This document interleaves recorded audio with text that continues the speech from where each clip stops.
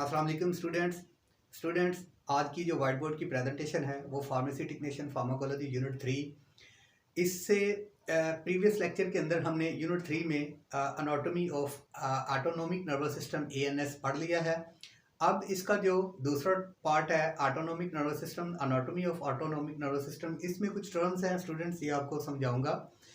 ये टर्म्स के मतलब हम जानते हैं। सबसे पहले जो टर्म्स हमारे पास है वो है students enteric neurons. Enteric neurons इसको कहते हैं स्टूडेंट्स। एंटेरिक न्यूरॉन्स जो हैं ये प्रेजेंट्स हैं एंटेरिक नर्वस सिस्टम में, यानी ENS enteric nervous system. Enteric nervous systems के जो न्यूरॉन्स हैं उनको असल में एंटेरिक न्यूरॉन्स कहते हैं।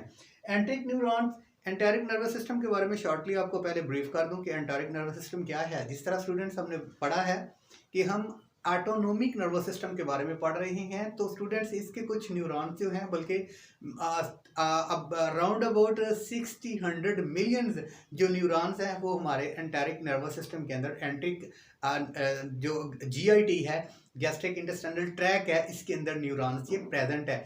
असल में ऑटोनोमिक नर्वस सिस्टम का जो पार्ट पैरासिम्पैथेटिक नर्वस सिस्टम है उसके ये उसके साथ इसका लिंक है और ये प्रेजेंट है हमारी GIT के अंदर। एंटेरिक न्यूरॉन्स या एंटेरिक नर्वस सिस्टम का बॉडी के अंदर किरदार क्या है स्टूडेंट्स, ये एसोफेगस से लेकर, यानी फॉर एग्जांपल ये मैंने स्टोमिक का डायग्राम रफ सा ड्रा किया है। ये हमारे एसोफेगस से लेकर स्टोमिक और स्टोमिक से लेकर स्मॉल इंटेस्टाइन, लार्ज इंटेस्टाइन और रेक्टल या एनस तक जो है ये GIT के अंदर जो एंटेरिक न्यूरॉन्स हैं ये प्रेजेंट है। ये करते क्या हैं स्टूडेंट, ये एक तो सेंसरी इंफॉर्मेशन को पेरिफेरल नर्वस सिस्टम या सेंट्रल नर्वस सिस्टम की तरफ भेजते हैं।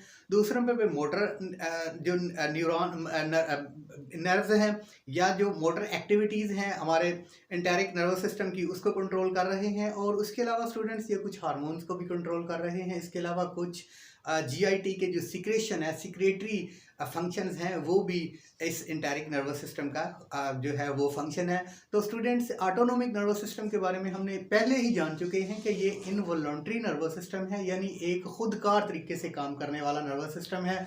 हम जाग रहे हों, सो रहे हों, बैठे हुए हों, दौड़ रहे हों, कोई भी एक्टिविटी परफॉर्म कर रहे हों, autonomic nervous system heart beat को कंट्रोल कर रहा है, GIT को कंट्रोल कर रहा है, पैंक्रियाज को कंट्रोल कर रहा है, लीवर को कंट्रोल कर रहा है, हमारे विसरल ऑर्गन्स को कंट्रोल कर रहा है। ये खुदकार तरीके से जो है ये काम कर रहा है और ये खुदकार तरीके से हमारे CNS को इंफॉर्मेशन ले भी रहा है और CNS से इम्पल्सेस आ भी रही है। तो स्टूडेंट्स यहाँ पे कुछ कीवर्ड्स इस्तेमाल हुए हैं, मैं उनका इस्तेमाल करते हुए शॉर्टली आपको बताऊंगा कि इंटेरिक न्यूरॉन्स है, it is major division of ANS, यानी एंटेरिक नर्वस सिस्टम के न्यूरॉन्स। एंटेरिक न्यूरॉन्स जो हैं ऑटोनोमिक नर्वस सिस्टम का ही पैरासिम्पैथेटिक नर्वस सिस्टम जो है या पैरासिम्पैथेटिक एक पार्ट होता है। ये प्रेजेंट होते हैं GIT के अंदर, एसोफिगस से लेकर एनस तक ये न्यूरॉन्स प्रेजेंट है स्टूडेंट्स। उसके बाद ये जो है काम मैंने आपको बता दिया है, सिक्रेटरी फंक्शंस हैं, सेंसरी फंक्शंस हैं और मोटर फंक्शंस हैं न्यूरॉन्स के, हमारे जो विसरल ऑर्गन्स हैं उनके अंदर। उसके बाद स्टूडेंट्स जो विसरल ऑर्गन्स हैं उसमें हार्ट है, उसके बाद आपका स्टोमिक है, किडनी है, ठीक है, लीवर है, गॉल ब्लैडर है, ठीक है। उसके बाद जो है वो पेंक्रियाज है। यहाँ पे 2 ऑर्गन्स हैं, पेंक्रियाज है, गॉल ब्लैडर है। बाकी जो मैंने दीगर बताए वो भी विसरल ऑर्गन्स हैं और वो भी उनके अंदर भी जो इंटेरिक न्यूरॉन्स हैं वो प्रेजेंट है। उनकी एक्टिविटी को, उनकी सिक्रेशन को और उनके मोटर फंक्शंस को ऑटोनोमिक नर्वस सिस्टम जो है वो कंट्रोल कर रहा है एंटेरिक न्यूरॉन्स के जरिए। तो स्टूडेंट्स इसमें मैं आपको बता दूं कि जो न्यूरॉन्स हैं वो तकरीबन 60-100 मिलियन न्यूरॉन्स हैं एंटेरिक नर्वस सिस्टम्स के अंदर जो इंटेरिक न्यूरॉन्स हैं, और वो तकरीबन 30 टाइप्स के न्यूरोट्रांसमीटर्स को रिलीज कर रहे हैं। वो जो उनका स्पेसिफिक फंक्शंस है ऑटोनोमिक नर्वस सिस्टम का जो हमारे GIT के अंदर उसकी परफॉर्मेंस के लिए जो है वो तकरीबन 30 टाइप्स के न्यूरोट्रांसमीटर रिलीज हो रहे हैं वहाँ पर। उसके बाद स्टूडेंट्स अब जो 30 टाइप्स के न्यूरोट्रांसमीटर हैं वो ENS के अंदर रिलीज हो रहे हैं एंटेरिक नर्वस सिस्टम के अंदर। इनकी एग्जांपल जो है यहाँ पे 3 जो न्यूरोट्रांसमीटर है, एक तो एसिटाइलकोलिन है अब न्यूरोट्रांसमीटर, उसके बाद डोपामाइन न्यूरोट्रांसमीटर है, उसके बाद सेरोटोनिन न्यूरोट्रांसमीटर है, जो कि GIT के अंदर जो है एंटेरिक न्यूरॉन्स जो हैं उनके जो मतलब फंक्शन है उसको ये मतलब उसके फंक्शन के अंदर जो न्यूरोट्रांसमीटर है वो इम्पोर्टेंट रोल प्ले कर रहे हैं उसके फंक्शन की परफॉर्मेंस के अंदर। तो स्टूडेंट्स यहाँ पे जो नेक्स्ट हमारा कीवर्ड है वो है एंडोक्राइन सिस्टम। इससे पहले हमने इंटरैक्ट न्यूरॉन्स के बारे में जाना, अब हम पढ़ेंगे एंडोक्राइन सिस्टम्स के बारे में कि एंडोक्राइन सिस्टम क्या है। स्टूडेंट्स, हमारी बॉडी के अंदर जो है जो कोऑर्डिनेशन है वो दो तरीक़ों से हो रही है, एक तो नर्व्स कोऑर्डिनेशन है और दूसरी एंडोक्राइन कोऑर्डिनेशन है। नर्व्स कोऑर्डिनेशन के अंदर है सेंट्रल नर्वस सिस्टम, उसके बाद जो है पेरिफेरल नर्वस सिस्टम है, ठीक है, उसके बाद ऑटोनोमिक नर्वस सिस्टम है, सिंपैथेटिक है, पैरासिम्पैथेटिक है। लेकिन स्टूडेंट यहाँ पे जो एंडोक्राइन सिस्टम है, एंडोक्राइन नर्वस सिस्टम, एंडोक्राइन जो है ये भी कोऑर्डिनेशंस की एक किस्म है। एंडोक्राइंस के अंदर जो है स्टूडेंट्स मुख्तलिफ ग्लैंड्स की आपस में कोऑर्डिनेशंस है, और ये कोऑर्डिनेशंस जो है ये थायरो हार्मोन्स एक ग्लैंड से दूसरे ग्लैंड्स को या मुख्तलिफ ग्लैंड से इफेक्टर्स को या दूसरे आर्गन्स को जो ये कम्युनिकेशन है या ये जो कोऑर्डिनेशन है ये हमारे एंडोक्राइन सिस्टम के ज़रिए होती है। एंडोक्राइन में जो मास्टर ग्लैंड है वो पिट्यूटरी ग्लैंड है, और दीगर ग्लैंड्स के अंदर थायराइड ग्लैंड है और पैराथायराइड ग्लैंड है, एड्रेनल ग्लैंड है, उसके अलावा स्टूडेंट थाइमस ग्लैंड है, टेस्टिस ग्लैंड है, ओवरी ग्लैंड है। मुख्तलिफ जो ग्लैंड्स हैं उनके अंदर जो कोऑर्डिनेशन है वो स्टूडेंट्स वो कोऑर्डिनेशन जो है वो थायरो हार्मोन हो रही है और वो एंडोक्राइन सिस्टम कहलाता है। यानी ग्लैंड्स का कलेक्शन जो है ये एक एंडोक्राइन सिस्टम है। ये शॉर्ट सी डेफिनेशन थी एंडोक्राइन सिस्टम की।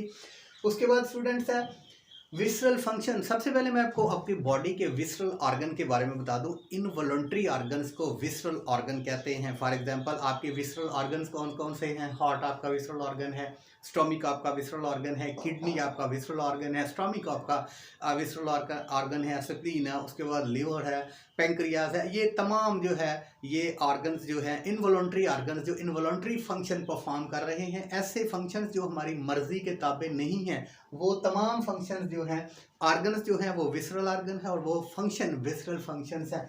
अब स्टूडेंट्स वो तमाम फंक्शंस भी जो हैं वो हमारे ऑटोनॉमिक नर्वस सिस्टम के ताबे हैं। आप खाना खा लें और सो जाएं और कहें कि मेरा खाना डाइजेस्ट ना हो तो ये पॉसिबल नहीं है, वो होगा। ऑटोनॉमिक नर्वस सिस्टम है। आप पानी पी लें तो कहें कि ये एक्सक्रीटरी सिस्टम इसको एक्सक्रीट ना करे तो इम्पॉसिबल, वो ऑटोनॉमिक नर्वस सिस्टम है। हार्ट रेट को आप चाहें कि मैं कंट्रोल कर लूँ, मैं चाहें कि मैं इसको रोक दूँ हार्ट की बीटिंग को, नेवर पॉसिबल। वजह क्या है कि ऑटोनॉमिक नर्वस सिस्टम की एक्टिविटीज़ हैं।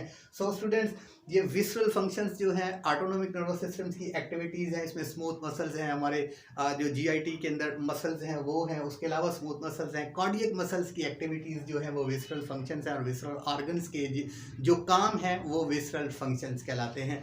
विसरल ऑर्गन्स का मैंने आपको बता दिया।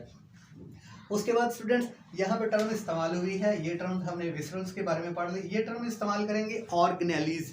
स्टूडेंट्स आपने 9th-10th के अंदर भी बायोलॉजी सेल साइकिल के बारे में या सेल बायोलॉजी के बारे में पढ़ा होगा कि एक सेल जो है, फॉर एग्जांपल ये एक सेल है, ठीक है, ये सेल्स की बैरूनी जो सबसे बाहर जो सराउंडिंग एरिया है वो सेल मेम्ब्रेन है, इसके अंदर एक न्यूक्लियस प्रेजेंट है। उसके बाद स्टूडेंट्स यहाँ ये जो एरिया है सेल मेम्ब्रेन से लेकर न्यूक्लियस के दरमियान का एरिया, ये साइटोप्लाज्म कहलाता है।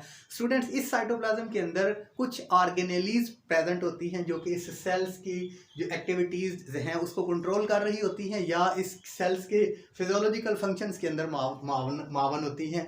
वो कौन कौन सी मतलब वो जो ऑर्गेनेलीज हैं वो माइटोकॉन्ड्रिया हो सकती है, उसके अलावा राइबोसोम्स हो सकती है, गोल्गी बॉडीज हो सकती है, वैक्यूल हो सकता है, सेंट्रियोल हो सकता है। ये तमाम के तमाम जो साइटोप्लाज्म के अंदर प्रेजेंट ऑर्गेनेलीज हैं, असल में ये उन ऑर्गेनेलीज की ही टर्म यहाँ पे इस्तेमाल हुई है। माइटोकॉन्ड्रिया है, सेंट्रियोल है, राइबोसोम्स है। ये सेल्स के अंदर जो प्रेजेंट है वो छोटी छोटी जो ऑर्गेनेली हम मतलब वर्ड इस्तेमाल करेंगे, साख्तें आप कह सकते हैं, स्ट्रक्चरल मतलब जो स्ट्रक्चर है उनका छोटा छोटा मतलब मॉलिक्यूल से जो है ऑर्गेनेली या वो लेवल बना हुआ है ऑर्गेनेली का। तो स्टूडेंट्स इसकी एग्जांपल है माइटोकॉन्ड्रिया, सेंट्रियोल, राइबोसोम्स। उसके बाद स्टूडेंट्स यहाँ पे एक और वर्ड इस ANS के अंदर इस्तेमाल हुआ है, वो है एक्सॉन। स्टूडेंट्स मैंने आपको इससे पहले प्रीवियस लेक्चर के अंदर भी स्ट्रक्चर ड्रा करके बताया था कि नर्व सेल जो हैं उनका स्ट्रक्चर क्या है। यहाँ पे भी शॉर्ट में आपको बता देता हूँ। ये एक नर्व सेल है यहाँ से लेकर यहाँ तक। स्टूडेंट्स ये इसका जो मैंने दायरा खींचा हुआ है ये इसकी सेल बॉडी है, इसमें न्यूक्लियस भी होता है, इसके अंदर साइटोप्लाज्म है। साइटोप्लाज्म के अंदर यही ऑर्गेनेलीज प्रेजेंट है, माइटोकॉन्ड्रिया है या इसके अलावा जो है राइबोसोम्स है या दीगर ऑर्गेनेलिस प्रेजेंट है।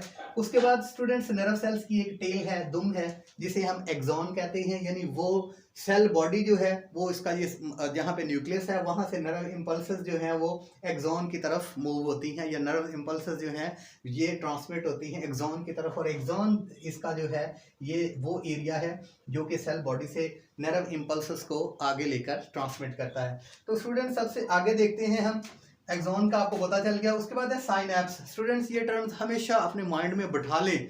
साइनैप्सिस, साइनैप्सिस फार्माकोलॉजी के अंदर साइनैप्सिस होगी, पढ़ेंगे साइनैप्सिस के अंदर साइनैप्सिस कहाँ पे ब्लॉक हो गया, साइनैप्सिस के अंदर न्यूरोट्रांसमीटर ने जो है क्या किरदार अदा किया। ठीक है, यहाँ पे बहुत ज़्यादा जो है ना बार ये अब कई बार आपको वर्ड जो है वो सुनने को मिलेगा साइनैप्स। तो आसान सा मतलब है एक न्यूरॉन। ये मैं आपको बता दूं कि हमारी बॉडी के अंदर जो नर्व्स कोऑर्डिनेशन है ना, इसके अंदर जो नर्वस सिस्टम है, इसमें जो नर्व्स हैं, न्यूरॉन्स हैं, वो आपस में जुड़े हुए नहीं हैं। हमारी पूरी बॉडी के अंदर जो बिलियंस की तादाद में नर्व्स मौजूद हैं, वो स्टूडेंट्स आपस में जुड़े हुए नहीं हैं, बल्कि एक नर्व्स का जो एक्सॉन है, दूसरे का डेंड्राइट्स है, उनके दरमियान जो जगह है उसको साइनैप्स कहेंगे। ठीक है, यहाँ से देखें, ये एक नर्व सेल्स है, नर्व सेल का स्ट्रक्चर है, ये इसका एक्सॉन है, ये इसके डेंड्राइट्स है, ये खाली जगह है स्टूडेंट्स। ठीक है, इस खाली जगह को ही हमने साइनैप्स का नाम देना है, ये हमेशा याद रखिएगा। ठीक है, और याद रखने वाली बात है कि साइनैप्स क्या होते हैं। इसी साइनैप्स से जो है वो प्री साइनेप्टिक नर्व जो है वो न्यूरोट्रांसमीटर रिलीज करता है, और जो नर्व इम्पल्स है वो उसके सिग्नल्स जो हैं वो साइनैप्स के से होते हुए जो हैं वो पोस्ट साइनेप्टिक नर्व है उसकी तरफ जो है वो मूव करते हैं। यानी साइनैप्स क्या है, दो नर्व सेल्स के दरमियान की खाली जगह जो है उसको क्या कहेंगे, साइनैप्स। तो स्टूडेंट्स ये शॉर्टली मैंने डेफिनेशंस बता दी हैं। इंशाल्लाह अगला जो हमारा यूनिट है उसके साथ दोबारा हाजिर होंगे। तब तक के लिए अस्सलाम वालेकुम।